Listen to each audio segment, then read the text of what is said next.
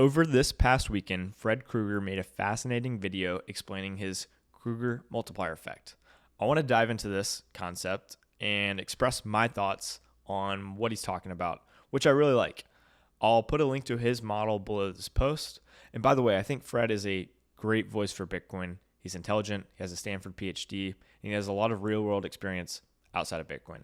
He's more pro ETF than I am from a custody perspective, but I certainly agree with him that ETFs are a massive net positive for Bitcoin as a whole. But what is his Krueger multiplier?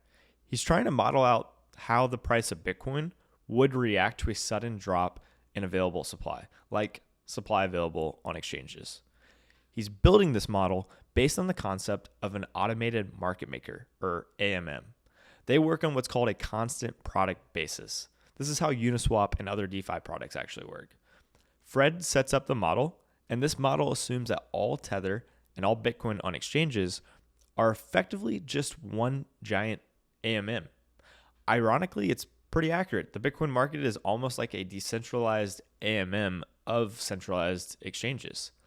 Now, his model shows that to remove X amount of Bitcoin from this AMM or from exchanges, you need Y amount of dollars. In an example scenario, for 1 million Bitcoin to be removed from exchanges, that would require 88 billion in cash inflows. Using the constant product multiple, that results in Bitcoin going from 42,000 to 186,000. And that ultimately results in only 88 billion of cash, bringing a 3 trillion movement in market cap, a multiplier of 34. It's basically a conservative, more math-based version of Bank of America's 118 multiplier number. He goes on to make an even more aggressive example, where 1.8 million Bitcoin is removed, and that results in a price of almost $14 million per coin. This would require 1.3 trillion in cash inflows, and the multiplier would go up to 211. In my opinion, what's important here is not the specific numbers, but it's the general concept of the multiplier on cash inflows. Bitcoin is an incredibly unique asset as there is no natural supply response to an increase in price. If the price of cars, real estate, gold, water bottles, coffee, or anything else goes up, then the free market goes out and produces more of those goods. This does not happen with Bitcoin.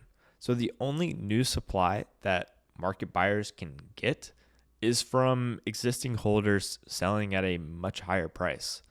But since Bitcoin is still so small, as the price begins moving up, it actually encourages existing holders to not sell. Why would you sell an asset that feels like it won't stop going up? This is why we get these massive, exponential, unsustainable bull markets in Bitcoin.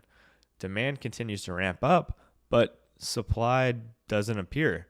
In fact, it even disappears as none of the existing holders want to sell. That's why we see these massive multiplier on cash inflows to market cap. Not much capital is really needed to send Bitcoin significantly higher. And Bitcoin is the only monetary asset that has no market-based supply response.